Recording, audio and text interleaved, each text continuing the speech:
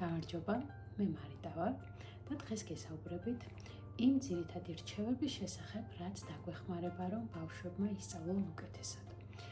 პირველი და ყველაზე მნიშვნელოვანი ეს არის, რომ ბავშვებს ჰქონდეთ საკუთარი განრიგი, დისციპლინა, ეგრეთ წოდებული რუტინა. მაგალითად, მათ უნდა იცოდნენ, რომ სკოლიდან დაბრუნების შემდეგ აუცილებლად დაიბანენ ხელპირს, მოიწესრიგებენ თავს, დაისვენებენ, ისადილებენ და შემდეგ უკვე მოემზადებიან სწავლისათვის. ხოლო, როდესაც უკვე ისინი მოემზადებენ მომდევნო დღისათვის აუცილებელ დავალებებს, შემდეგ უკვე მზად იქნებიან თამაშისათვის ან მათი საყვარელი აქტივობისათვის. მეორე არის ის, რომ თავი უნდა ავარიდოთ გვიან ღამით მეცადინეობას. ფაქტობრივად 9 საათის შემდეგ ჩვენი ასევე ბავშვების გონებაც ემზადება უკვე ძილისათვის მზის ჩასვლასთან ერთად და მათ აღარ შეუძლიათ გაიგონ, მიიღონ, გაიაზრონ ახალი ინფორმაცია, ამიტომ უმჯობესია რომ თავი ავარიდოთ გვიან ღამით მეცადინეობას. ეს არ იქნება ეფექტური, ბავშვისთვის იქნება სტრესული, ასევე უფროსისთვისაც ჩვენც გვქონია დარწმუნებული ვარ ასეთი მომენტი, რომ გვიან ღამით გვიხსენდნენ რაღაცას და გვითქვამს, რომ ტვინი გაგვეყინა და ვერაფერი ვერ გავიგეთ. ამიტომ არ არის ასროლის 9 საათის შემდეგ მეცადინეობა. შემდეგი მესამე ეს არის, რომ დავაკვირდეთ და გავიგოთ თუ როგორი ტიპის ინტელექტი აქვთ ბავშვებს. და ინტელექტის ტიპების შესახებ ჩავწერ ასევე ვრცელ ვიდეოსაც და დავაკვირდეთ მათ როგორ მოსწონთ მეცადინეობა. მაგალითად, მოსწონთ, როდესაც იწერენ ახალ ინფორმაციას, ან შეიძლება მოსწონდეს, როდესაც ხატავენ. მაგალითად, მოულოდნელად შეიძლება ბავშვმა შემოგთავაზოთ, რომ მოდი ამ მოთხრობას დავხატავ და ნახატის სახით გადმოვცემ შინაარსს. ან შეიძლება მათ ლექსი ჰქონდეთ სასწავლი და მოულოდნელად ეს ლექსი წაიმღერონ, წაიხეხინონ.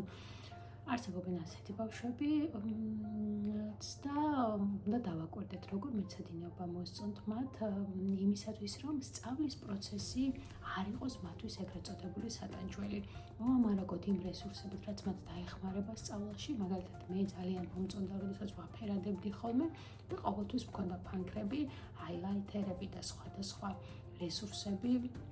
ამით თითქოს ვიხალისებდი ჩემი სწავლის პროცესს და мотивაციაც უფრო მიმაღლდებოდა. ასევე მეოთხე და ძალიან საინტერესო არის ის, რომ ყოველთვის ვუპასუხოთ ხოლმე ბავშვების შეკითხვებს. ახლა ყოველთვის ცოტა რადიკალურად ჟღერს, თუმცა თუ ძალიან გადაღლილები არა ვართ, ვეცადოთ, რომ მათი ცნობის მოყვარეობა ყოველთვის დავაკმაყოფილოთ. თვითონ ბავშვები ცნობის მოყვარე არსებები არიან, მათ ძალიან ბევრი კითხვა აქვს, შეიძლება ერთი და იგივე კითხვა 100-ჯერ და 1000-ჯერ გაგვიმეორონ, ამასაც თავის მიზეზი აქვს და ყოველთვის ვეცადოთ, რომ დავაკმაყოფილოთ მათი ცნობის მოყვარეობა. შეიძლება რაღაც კითხვებზე ჩვენც არ გვქონდეს პასუხები, იმიტომ რომ ყველაფრის ცოტა არავის არ მოგვეთხოვება და ეს შეუძლებელიცაა. ასეთ დროს დავეხმაროთ ინტერნეტი, დავეხმაროთ წიგნები და ბავშვთან ერთად ვეძებოთ პასუხები მისთვის საინტერესო კითხვებზე. მეხუთე რჩევა, ეს ყველაზე საინტერესოა ჩვენთვისაც, ყოველთვის ხალისით ვუპასუხოთ ხოლმე მათ იდეებს და არასოდეს არ დავცინოთ, არასოდეს არ ვუწოდოთ მათ იდეებს სისულელე, სიშტერე და მსგავსი, იმიტომ რომ ეს მათთვის ჯერ ძალიან მტკივნეულია და ისინი ძალიან განიცდიან, იმიტომ რომ მათთვის მთავარი ავტორიტეტი თინეიჯერობის ასაკამდე მშობელია და მშობლის აზრი ყველაფერს ნიშნავს ბავშვისთვის. ამიტომ, როდესაც ისინი შემოგთავაზებენ რაღაც იდეას, როგორი გიჟურიც არ უნდა იყოს ის, ან როგორი შეუძლებელიც არ უნდა იყოს, მოეკიდეთ ინტერესით. ეს მათ თავდაჯერებულობასაც შემატებს და ასევე თქვენ შეიძლება ვერც კი წარმოიდგენთ ეს თითქოს ერთი შეხედვით უბრალო იდეა როგორი საინტერესო აღმოჩნდეს, იმიტომ რომ ბავშვებს ჩვენზე გაცილებით უფრო დიდი ფანტაზია აქვთ და მათი წარმოსახვა უფრო მეც საინტერესო რაღაცებს გვთავაზობს, თუ შეუწყობთ და სწორი მიმართულებით წარმართავთ, ვიდრე ჩვენ წარმოგვიდგენია. ეს ჩემი ძირითადი 5 რჩევაა, თუ როგორ დავეხმაროთ ბავშვებს სწავლის პროცესში, როგორ გაუმარტივოთ მათ ეს პროცესი და უქციოთ სახალისო თავგადასავლად.